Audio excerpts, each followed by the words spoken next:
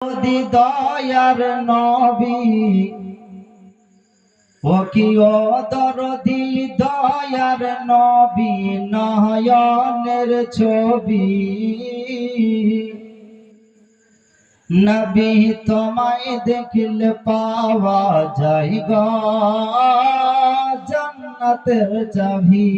জোরে আবার বলেন বলতে যে একটা হাদিস মনে পড়ছে যে আপনার হাদিস মোবারকের মধ্যে রয়েছে যদি কোনো ব্যক্তি রাসূলুল্লাহর যদি স্বপ্নে দিদার হয়ে যায় তাহলে তার জন্য জান্নাত ওয়াজিব হয়ে যায়। বলেন সুবহানাল্লাহ। তার জন্য বলছে ছন্দতে ও কি ও দরদি দয়ার নবী ও কি ও দরদি দয়ার নবী নয়নের ছবি নবী তোমায় দেখলে পাওয়া যায় গো জান্নাতের চাবি নবী তোমায় দেখলে পাওয়া যায় গো জান্নাতের চাবি। তোমার চেহারা নূরে ভরা এত আলো দেয় মেঘের আঁচল টেনে সূর্য শরমে লুকায়। জোরে বলেন না সুবহানাল্লাহ। জীবনে করতে জানি কিন্তু বললাম না, যেহেতু বাপ ভাই সবাই বসে আছে একটু বুঝার ব্যাপার।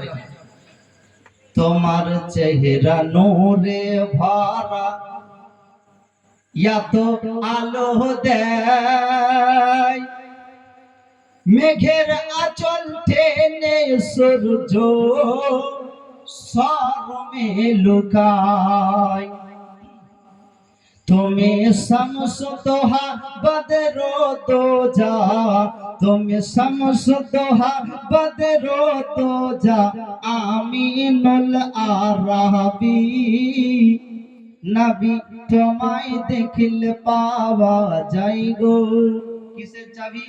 জান্নাতের চাবি নবী তোমায় দেখলে পাওয়া যায় গো জান্নাতের চাবি। অনেক ছন্দ রয়েছে, লাস্টের ছন্দ শুনেন। আঙ্গুল কত শক্তিশালী আর বুঝা বড় দায় আঙ্গুল কত শক্তিশালী বুঝা বড় দায় এক সারাই চন্দ্র টুকরো টুকরো হয়ে যায়। জোরে বলেন সুবহানাল্লাহ। এক সারাই চন্দ্র টুকরা টুকরো হয়ে যায় তুমি সর্বসেরা কুল কিনারা তুমি সর্বসেরা কুল কিনারা নবীদের নবী তোমায় দেখলে পাওয়া যায় গো জান্নাতের চাবি নবী তোমায় দেখলে পাওয়া যায় গো জান্নাতের চাবি। আমার বক্তব্য এখান থেকে শেষ। যদি ভুল হয় ক্ষমা করবেন। আল্লাহ পাক যেন কোরআন হাদিসের কথা বলতে যে যদি ভুল হয় আল্লাহ পাক যেন ক্ষমা করে। একবার তওবা পড়েন আস্তাগফিরুল্লাহ রাব্বি মিন কুল্লি যামবি ওয়া আতুবু ইলাইহি। আসসালামু আলাইকুম ওয়া রাহমাতুল্লাহি ওয়া বারাকাতুহু।